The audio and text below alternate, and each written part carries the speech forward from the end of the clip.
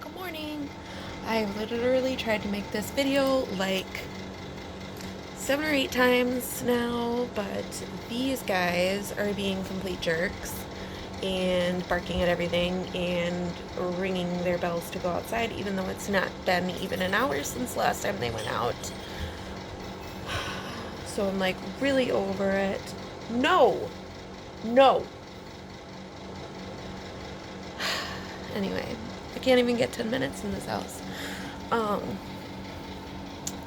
so last time we kind of talked about a little bit about my mental illness and me thinking that possibly my upbringing had something to do with the the degree of my mental illness, I suppose we'll say. So, for those of you that don't know, a lot of you do, but for those of you that don't know, I grew up in what is called an intentional commune. So a lot of other people call it a cult.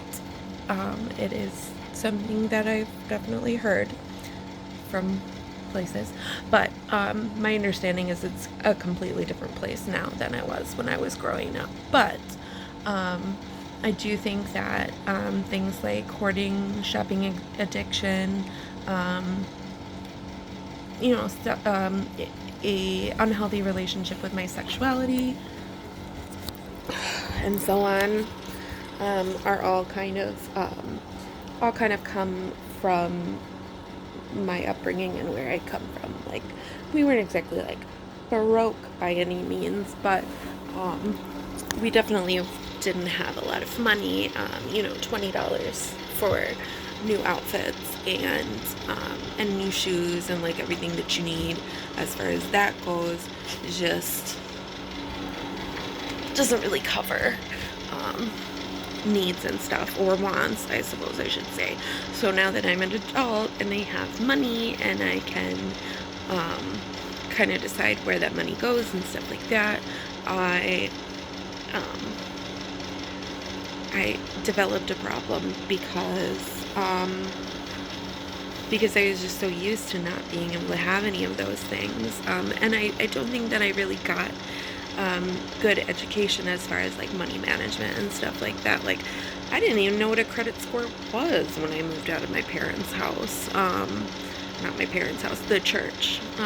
So anyway, let me talk more about the intentional commune. So basically what that is that a whole bunch of people, everybody that belonged to the church, all moved into one big building. There is actually a documentary also on YouTube called No Place to Call Home, and it basically like talks about the dark underbelly of where I grew up during the time that I was previous to my birth and during the time that I was growing up there. I do make a little cameo in there, but that's neither here nor there.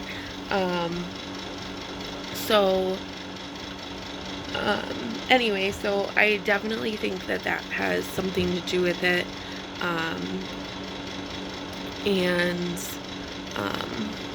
And I also think that that it has kind of messed with my relationship with my sexuality and stuff like that, because growing up, obviously, things like pride and vanity were sin, and too much sex appeal, sexuality, or anything like that was a sin, considered a sin. So kind of trying to find the balance of what was not a sin and loving myself was very difficult for a child or a young person to understand. Being told that being sexy is wrong, and being happy about your appearance and trying to make yourself look presentable and finding joy in who you are and your appearance and stuff like that. Those were all things that were kind of like frowned upon. You couldn't really, how are you supposed to find the balance when you're told that it's completely wrong. So I definitely think that that has kind of affected my love for myself and stuff like that, which is going to be next week's topic. It's going to be all about self-love and kind of learning ways that we can love ourselves and stuff like that. I'm going to, obviously, I can only really talk from my own perspective, so a lot of these videos are going to be just me talking about my own struggles. But I really want participation. I want this to spark conversation between you and your friends and your family. I want future parents to be able to watch this and say, oh, okay, well, let's think of a better way to do this and, you know, talk about things like this with our kids, because I just think it's very important for us to find healthy ways to talk about all these things and love ourselves and just not feel so alone. Healthy ways to cope with everything and all of that kind of stuff. So, so I think I covered that. I think we're gonna do like one topic a week. Excuse me. I'm gonna do like one topic a week.